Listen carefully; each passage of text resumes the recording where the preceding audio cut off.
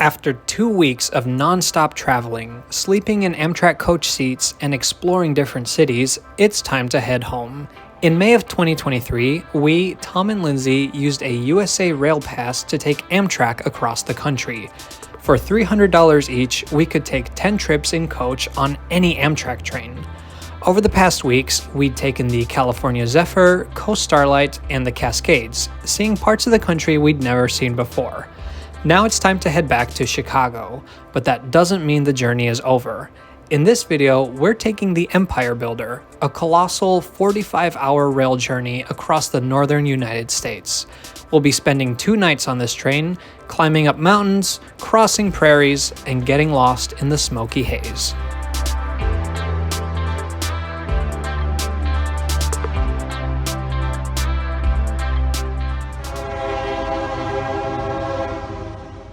Hey everyone, welcome to a brand new Trains Are Awesome video. I'm Tom and we have had quite the journey so far. Lindsay and I, we bought Amtrak rail passes when they were on sale for only $300, and in the month of May we've been traveling all over the country. We've taken Amtrak's California Zephyr, the Coast Starlight, the Cascades. Now we're in Seattle, Washington, and after spending a few days really getting to know the city and enjoying our time here, it's time to head back to Chicago.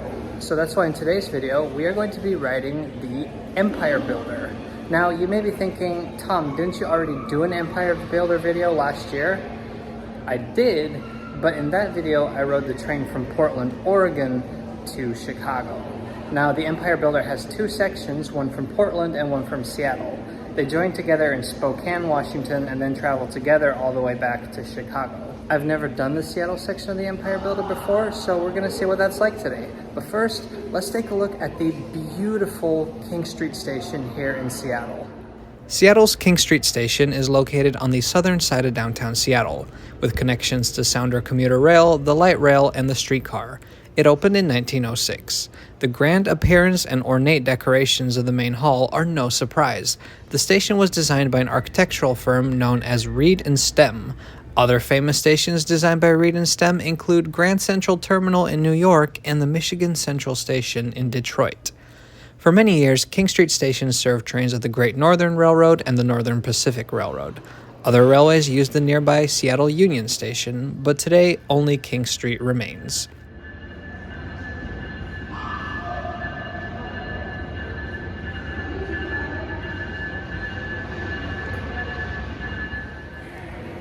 Our Empire Builder just pulled in, and it's being led by one of the brand new Siemens Chargers, one of the ALC 42s, in the Phase 7 livery. It's number 321, and that is the first time for me to be on a train pulled by a Phase 7 Charger. Right on time, they call us aboard the Empire Builder. Finger banks down below, and let's take a bit up top. To Chicago. Let's see, you are up in seats 27 and 28. Alright, this is our last Amtrak train out of many, but it's 2 nights. How are the seats? They're exactly the ones I want. The seats on this train are some of the most comfortable seats you will find anywhere in the world. With a royal amount of legroom, footrests and leg rests, a table, and power sockets by the window, we will be just fine for the next 45 hours. I've spent many nights on Amtrak coach. If you're young and wondering if it's worth the cost savings, I would definitely say it is.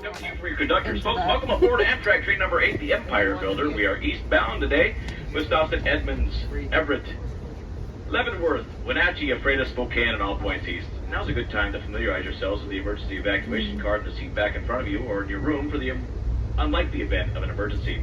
A couple of quick safety tips. Use 3 points of contact when moving about the train by grabbing a seat back or handrail to stabilize yourselves. When moving between cars, use the red and white striped grab rails and step over the middle. Each car does move independently. Folks, shoes must be worn at all times when moving about the train. Also, this is important, there is absolutely no smoking or vaping of any kind allowed on the train. The first opportunity to step off the train will be Wenatchee. Also, do not drink alcohol that you brought on board. You got a seat beside you. This is a sold-out train, so you're going to make a new best friend. Keep that seat open and welcoming. With that being said, thank you for choosing Amtrak. After traveling under downtown Seattle through the Great Northern Tunnel, we pop out and Puget Sound comes into view. Our tracks from here all the way to Everett will closely hug the Sound. This line is owned by freight company BNSF, and we share it with the Amtrak Cascade service as well as the Sounder N-Line commuter rail. Amtrak trains stop at Edmonds en route, while the tragically infrequent Sounder trains make an additional stop at Mukilteo. If you're riding eastbound on the Seattle section like we are today, I cannot stress this enough. Find a seat on the left side. The marine views are amazing. We even saw several porpoises jump out of the water. What a way to start this journey. That being said, if you find yourself on the Portland section, get a seat on the right side. And make sure to watch my video about that train by clicking the link above.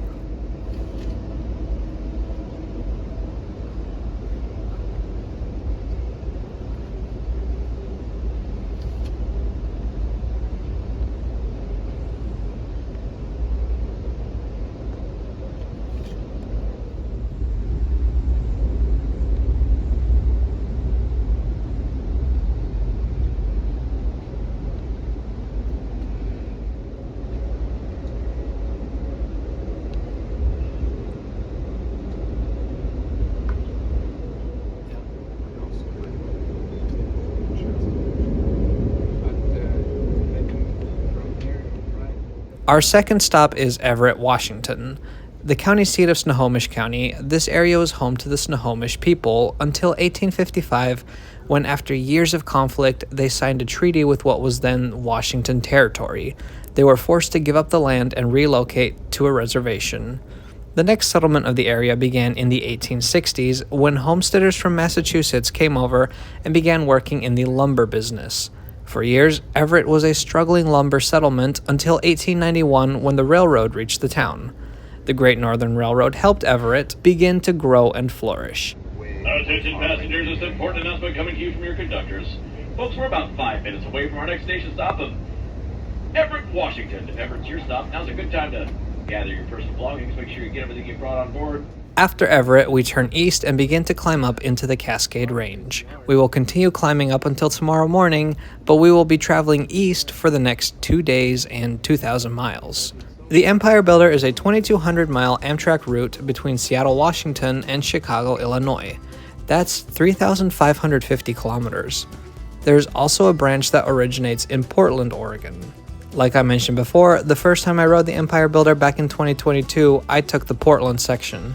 That one travels through a very scenic part of Washington as well, but I'm excited to see what other beautiful views we'll see this time around. The Empire Builder uses Amtrak Superliner cars. In fact, back in 1979, this was the first long-distance route to use the Superliners. These are double-deck cars with the majority of seats being on the top level.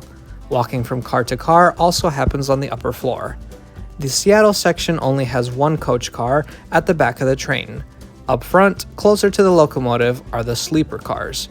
For the first day on this train, we are pretty much confined to our seats. Why? Because there's no observation car yet. In my opinion, the best part of any Amtrak train with Superliner cars is the Sightseer Lounge. However, like I said, we won't be able to enjoy the lounge today. Not on the first day. That's because the Sightseer Lounge is on the Portland section of the train right now. In Spokane, Washington, they will combine both sections into one train, and once the trains join together, we'll have access to the lounge car. If you forget to bring your own food on board, the Seattle section does have a dining car. Meals in the dining car are free for sleeper passengers, but for us in coach, you have to pay for a meal. Dinner will set you back $45 a person. We actually ate in the dining car when we traveled on the Coast Starlight, so make sure to watch that video to see how that experience went. One advantage of being the back car, at least for now, is that we can look out the back window. So where does the name Empire Builder come from? Sounds like it's time for a history lesson. Many of the names of Amtrak trains come from the companies that used to run them. Remember, Amtrak started in 1971. Before that, dozens of private companies operated passenger trains all over the United States. The creation of Amtrak was essentially the federal government taking over passenger services from these companies. The Empire Builder was the flagship train of a company known as the Great Northern Railway. Back in the 1870s, an entrepreneur known as James J. Hill began buying up struggling railroads around Minnesota. He made the railroads profitable by encouraging people to settle near the railroads and by propping up industries along the line. Businesses kept growing, and by the 1890s, his Great Northern Railroad had reached the Pacific Northwest. The Great Northern's main line stretched from St. Paul, Minnesota to Seattle, Washington. Its main competitor was the Northern Pacific Railroad, which took a more southern route. The key to the success of the Great Northern was the relatively flat, easy route it took to cross the Rocky Mountains. James Hill had picked it out himself, often scouting out construction locations on horseback. By 1901, he owned the Northern Pacific as well, and having built such a massive business empire, he began to be known by his nickname, James J. Hill, the Empire Builder. Though Mr. Hill died in 1916, in 1929 the Great Northern's flagship train was named after him. The original Empire Builder ran between Chicago, Illinois, and both Seattle, Washington, and Portland, Oregon, just like the train does today. Of course, back then, the trains were steam-hauled. From 1909 to 1956, there was also a short electric section in the Cascade Range, but more about that later. From St. Paul, Minnesota down to Chicago, trains used the tracks of the Chicago, Burlington, and Quincy Railroad. What that means is that trains traveled through Aurora, Illinois, and then used the racetrack to get into Chicago. For decades, not much changed to this route. Traction eventually switched to diesel-powered, and there was a steady change in rolling stock and train liveries, but other than that, not much. But in 1970, the Great Northern, Northern Pacific, and the Chicago, Burlington, and Quincy Railroad merged to form Burlington Northern, who took over operations of the train. Not for long, however. By the next year, Amtrak took over long-distance passenger operations on the Burlington Northern as well as all over the country. And on this route, they instituted quite a few changes, and I'll talk about those after we pass through the Cascade Tunnel. Crossing the Stevens Pass, this is the longest tunnel in the United States at 7.8 miles or 12.5 kilometers. It opened back in 1929. The original tunnel was much shorter, but after a tragic avalanche wiped out 2 trains and took the lives of 96 people, it was decided a longer tunnel would need to be built. This new tunnel would avoid more of the avalanche-prone areas. While we are traveling through the Cascade Tunnel, the crew asked us not to travel between cars. This would let stinky fumes into the cabin, which of course would be very unpleasant. In fact, during the steam era, this tunnel was electrified, and electric locomotives hauled trains through the tunnel. Sadly, that operation ended in 1956. When our train entered the tunnel, a large door on the opposite side closed, and fans began to blow air.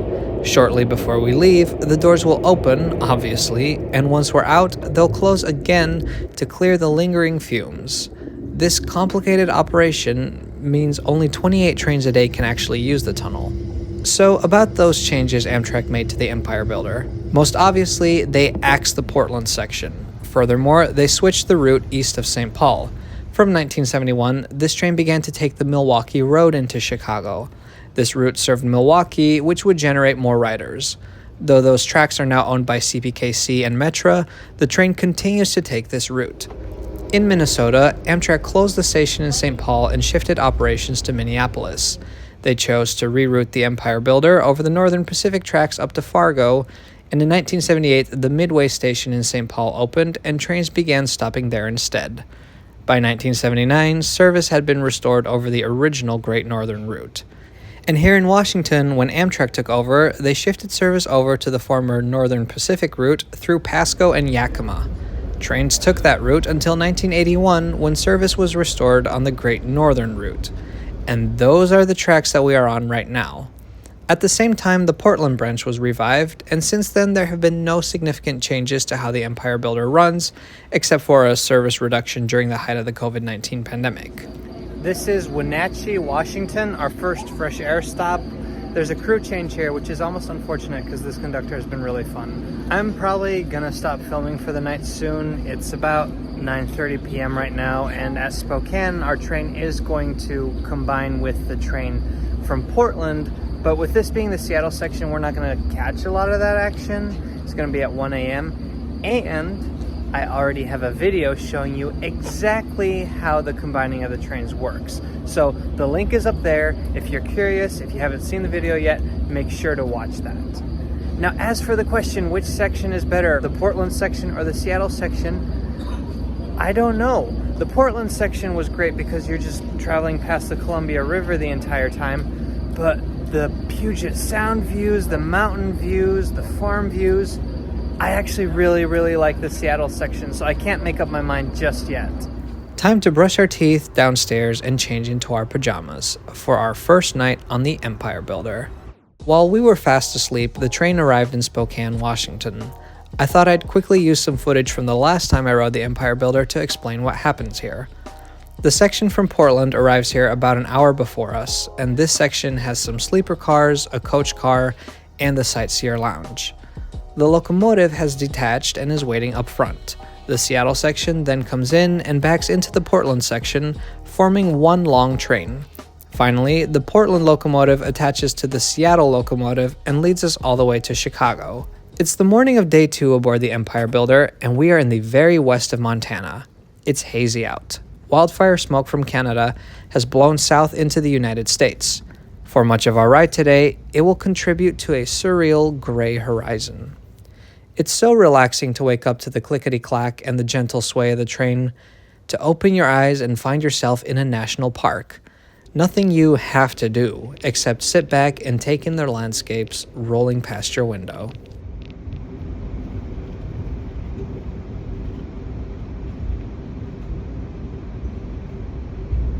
Last time I rode the Empire Builder, we were several hours delayed, and because of that, I woke up even farther west than today, and I got to take in more scenery. That's the thing about Amtrak delays. Sometimes they allow you to see views you would otherwise sleep through. I was once 7 hours delayed on the Southwest Chief, and it let me see Mojave Desert sites that are not included in any punctual itinerary.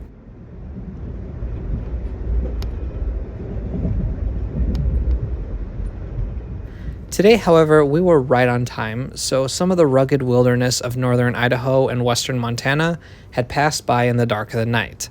But this morning, we would still get to absorb the ever-snowy mountains of Glacier National Park, perhaps the highlight of the entire journey.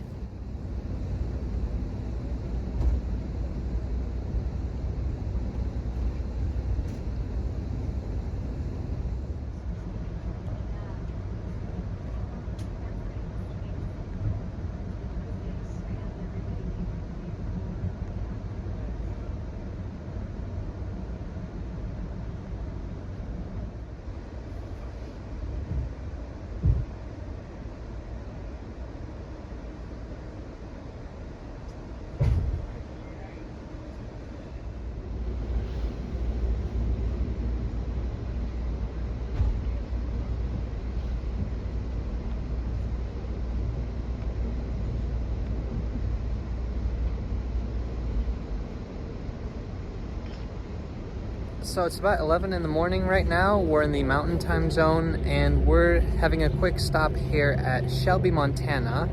Our train is completely on time, which is really interesting to me because last time I rode the Empire Builder, we were about 3 hours late. So we saw a lot more of Glacier National Park. This morning I woke up and I checked the map. So this morning when I woke up and I checked the map, I was like, whoa, we're already halfway through the park. So it feels a little bit different this time. I do think that I slept the best that I've slept on a train so far this trip, which is good. I guess just tired from all the traveling. But Havre, Montana, our next station stop in 1 hour and a half. now we finally have access to the Sightseer Lounge. The Sightseer Lounge has ceiling windows and a mix of table seating and window-facing seats that allow passengers to better take in the views outside. It is by far the best thing about the Western Amtrak long-distance routes. You'll find me in here for hours. Another fresh air stop here in Montana. This is Havre. Now, Havre is definitely worth stepping outside and stretching your legs a little bit because there is a giant Great Northern steam locomotive on display right by the platform. Definitely worth checking out. With a population of 9,000, Havre may not strike you as a significant stop, but a fresh air break is always nice. It's hard to show in the video, but there are often multiple hours between station stops. Havre is also home to a large locomotive depot for the BNSF Railway, whose tracks we are still on. Havre was founded by several settlers with French heritage in 1893. Though originally called Bullhook Bottoms, soon the population felt a different name would suit it better. The first vote to change a name ended quite dramatically in a full-fledged fistfight. Round 2 went better. It was decided that only 5 original founders would get to vote, and sharing French ancestry, they agreed on Havre. The name, of course, is derived from the French city of Le Havre in Normandy. If you're looking for a snack or a cheaper meal, there is a cafe located on the bottom floor of the lounge. Except today, the card reading machine was broken, so all purchases had to be made in cash. Something that, after 2 weeks of walking around in cities and staying in hostels, we were not carrying much of. And the smoke is back. For most of the afternoon, we barrel across eastern Montana. Pretty much consistently, we can travel at a top speed of 79 miles per hour, or 130 kilometers per hour. Like I said, the Great Northern chose the flattest, fastest way to cross the US. And while we're still in Montana, let's take another peek into our history books. You may wonder why the Empire Builder serves all these smaller towns in northern Montana. Most of Montana's major population centers are all aligned on a corridor south of us. Those cities were served by the Northern Pacific. Their flagship train was the North Coast Limited, which served the same destinations as the Empire Builder, but it took a more southern route. When Amtrak took over in 1971, they introduced the North Coast Hiawatha as a sister train to the Empire Builder. Just a reminder that this map is not 100% geographically accurate, it just serves to illustrate the significant route differences. Unfortunately, the North Coast Hiawatha was not as lucky as the Empire Builder, and by 1979, it too was history. But, and no, that's not a pun on a certain city in Montana, there is a good chance that we'll see the North Coast Hiawatha come back someday. In Montana, 12 counties joined together to create the Big Sky Passenger Rail Authority, an official body that advocates for the restoration of train service along this corridor. Now there are 20 counties and several tribal nations participating, and the group has just received federal funding from the Corridor ID program to research the feasibility of this connection. It's so exciting to see so many local politicians working together to bring back passenger rail.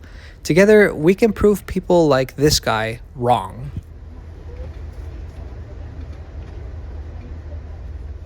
As the red evening sun burns through the haze, we have crossed into the state of North Dakota.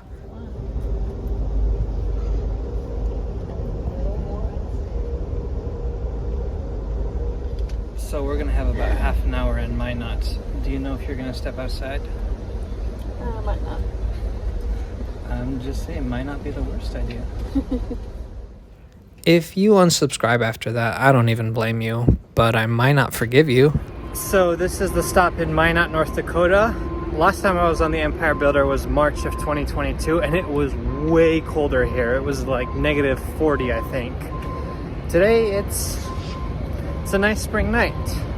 They're doing some technical checks here, some refueling, so we got plenty of time. I was looking for an ATM because of the whole cafe car situation, and it looks like I'd have to go into town to do that, and I'm not sure that's something I'm willing to do. I don't know when we'll get moving again.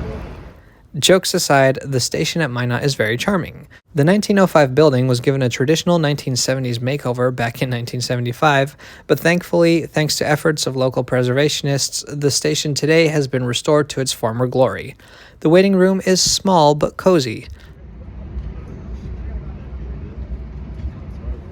Time for night 2 on board the EB. Tomorrow, we'll be in Chicago.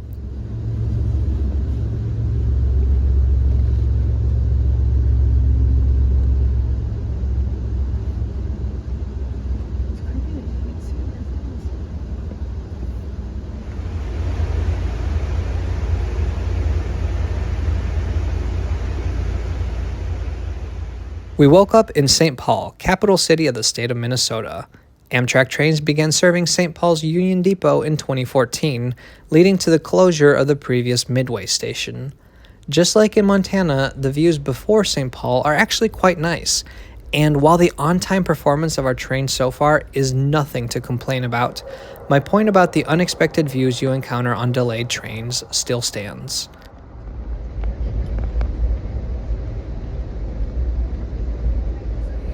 Good morning, everyone, from Winona, Minnesota. This is our last stop in the state of Minnesota. It's also our last opportunity to get some fresh air before Chicago, where we should hopefully arrive in about 5 hours. how did I sleep? I actually slept pretty good, just like last night. I guess just the whole trip we've taken have really exhausted us, so we just spent the whole day kind of just chilling yesterday and then slept good. What helps is if there's no big stops in the night. Like on the Coast Starlight at Sacramento or the Empire Builder at Spokane, there's just these stops around midnight, 1 a.m. that are really long and really busy, and people are not very good at like boarding the train subtly and quietly, so that kind of disrupts your sleep if you're asleep already. But for the second leg, I mean, our last big stop was kind of Minot, and we were all still up for that, so we had a good long sleep. You know, when you think of Minnesota and Wisconsin, you don't really think of the Mississippi River, but here it is. We are now running alongside the Mississippi River. Here, after well over 1,000 miles on BNSF trackage, we've switched to tracks owned by CPKC. Soon after Winona, we'll cross the Mississippi River into Wisconsin. Our first stop will be La Crosse. Currently, the Empire Builder is the only passenger train to connect Chicago with the Twin Cities. However, that will change this year when one of the Hiawatha trains between Chicago and Milwaukee is extended to St. Paul. Another very exciting development indeed. Are you lacrosse? Nope. Well, I know you're not. Yeah. Okay. Are you lacrosse? Yeah. Okay. Someone will be joining you here probably, so slide on all the way over. Ready?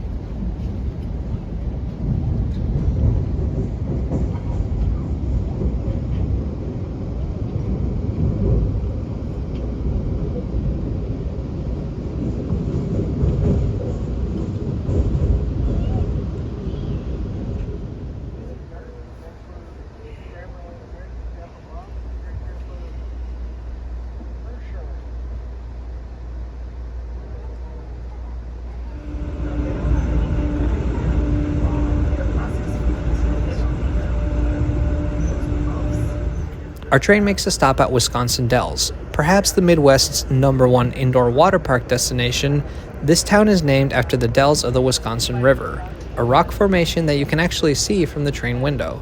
The morning is spent crossing the state of Wisconsin, and by the time we reach Milwaukee's intermodal terminal, there's only an hour and a half left in our 45-hour journey. We're practically in Chicago. Time to reflect. The Empire Builder was the last train we took in our larger trip. It was the only train where we spent 2 consecutive nights in our coach seat. As we were tired from so many days of exploring, it was the perfect opportunity to relax and just enjoy the simple things of rail travel. Though we were ready for a good home-cooked meal after living off of snacks for the past 2 days. Heading east meant that the view slowly became less extreme, helping us ease back into the rhythms of normal life.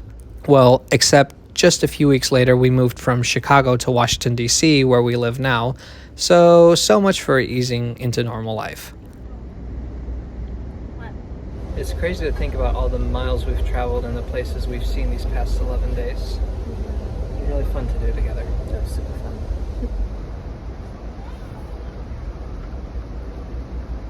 Stop of Chicago's Union Station, Chicago, Illinois. At this time, we're going to ask that everyone please return to your seats or your accommodations. The Sightseer Lounge car is now closed for the remainder of the trip into Chicago. So please return to your seats or your accommodations at this time. The Sightseer Lounge car is now closed. Coming into Seattle, we do things a little bit differently. As we do go, it's a very busy train station. There's a lot of train movement. We deal with Amtrak as well as Metro train movement. We go through a lot of switches and crossovers, so for everyone's safety, we ask that you please do not come downstairs. Please remain in your seats or in your accommodations. Once we clear all that havoc, we'll make an announcement as we're pulling up to the platform when it is safe for people to begin the process of coming downstairs to the train. Who may have checked bags, you'll be able to collect those inside the station about 15-20 minutes after our arrival today at the luggage carousel inside the station.